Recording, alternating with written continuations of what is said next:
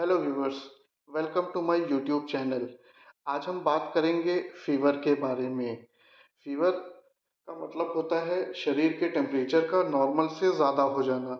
ये अक्सर किसी इन्फेक्शन या इन्फ्लेमेशन के कारण होता है।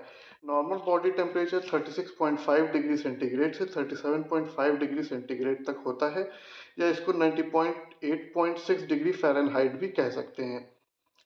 एटियोलॉजी पर आएंगे तो फीवर के दो मेन कारण होते हैं, एक इन्फेक्शियस होता है और दूसरा नॉन इन्फेक्शियस होता है। इन्फेक्शियस में बैक्टीरियल होता है, बैक्टीरियल में जैसे टाइफाइड हो गया, ट्यूबरक्लोसिस हो गया। वायरल होता है, वायरल में डेंगू हो गया, इन्फ्लुएंजा हो गया, कोविड-19। फंगल में हिस्टोप्लाज्मोसिस, पैरासिटिक में मलेरियल इन्फेक्शन। नॉन इन्फेक्शियस में ऑटो इम्यून डिजीज की वजह से होते हैं, ल्यूपस, रूमेटॉइड अर्थराइटिस। मैलिग्नेंसी में लिम्फोमा, ल्यूकीमिया। कभी कभी ड्रग इंड्यूस्ड की वजह से भी होता है, कुछ दवाओं की वजह से भी फीवर आ जाता है, जैसे एंटीबायोटिक है, एंटी एपिलेप्टिक ड्रग्स है। हीट स्ट्रोक या हाइपरथर्मिया में भी फीवर आता है। फिजियोलॉजी की पैथोफिजियोलॉजी की बात करें तो पायरोजन जैसे microbial toxin, cytokines, IL-1, TNF alpha, ये ब्लड में एंटर करते हैं। यहाँ IL-1 को इंटरल्यूकिन 1 कहते हैं। ये एक साइटोकाइन है जो इम्यून सिस्टम के सेल्स, मेनली मैक्रोफेजेस द्वारा रिलीज होता है। ये इन्फेक्शन या इन्फ्लेमेशन के रिस्पॉन्स में रिलीज होता है और इम्यून सिस्टम को एक्टिवेट करने में मदद करता है। हाइपोथैलेमस को स्टिमुलेट करता है, जो प्रोस्टाग्लैंडिन मेनली PGE2 रिलीज करता है। ये हाइपोथैलेमिक सेट पॉइंट को रेस कर देता है, जिसकी वजह से बॉडी टेम्परेचर बढ़ जाता है। इसी तरह TNF अल्फा को ट्यूमर नेक्रोसिस फैक्टर अल्फा कहते हैं। ये एक प्रो इन्फ्लेमेटरी साइटोकाइन है जो इम्यून सेल जैसे मैक्रोफेज, टी सेल्स और नेचुरल किलर सेल्स के द्वारा रिलीज होता है। ये बॉडी के इम्यून रिस्पॉन्स और इन्फ्लेमेशन को रेगुलेट करने में मदद करता है। TNF अल्फा हाइपोथैलेमस को स्टिमुलेट करता है, जो प्रोस्टाग्लैंडिन PGE2 रिलीज करता है, जिसके रिजल्ट में फीवर बढ़ जाता है। पायरोजन्स हाइपोथैलेमस को एक्टिवेट करते हैं, जो प्रोस्टाग्लैंडिन PGE2 को रिलीज करते हैं और हाइपोथैलेमस बॉडी के सेट टेम्परेचर को बढ़ा देता है।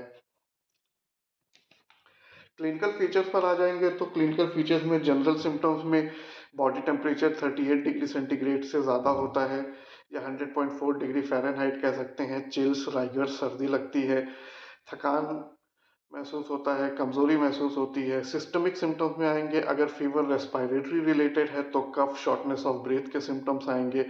गैस्ट्रोइंटेस्टाइनल से रिलेटेड है तो पेन एब्डोमेन होगा, डायरिया होगा।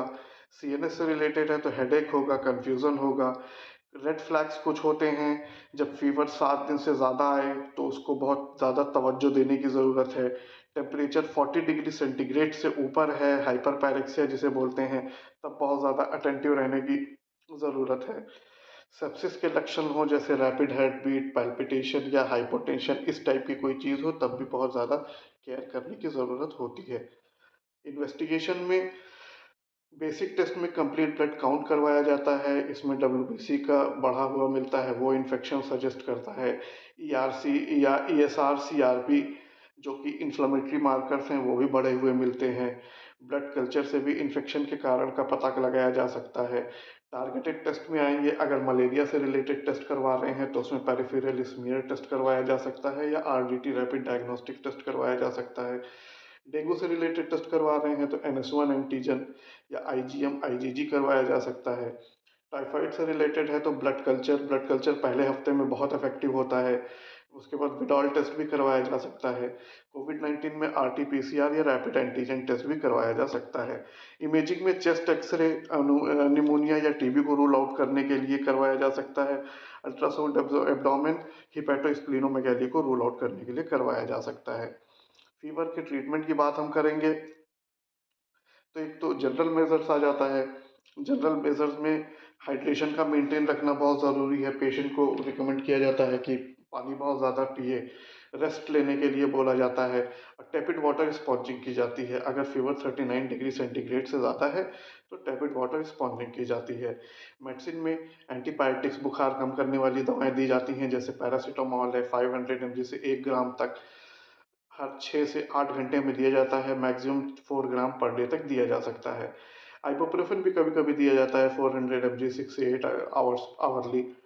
स्पेसिफिक थेरेपी पर आएंगे, अगर बैक्टीरियल इन्फेक्शन है तो कोई ना कोई एंटीबायोटिक दी जाती है सॉरी, जैसे सिफ्ट्रेक्सोन 1 ग्राम आईवी या आईओ 5 से 7 दिन के लिए।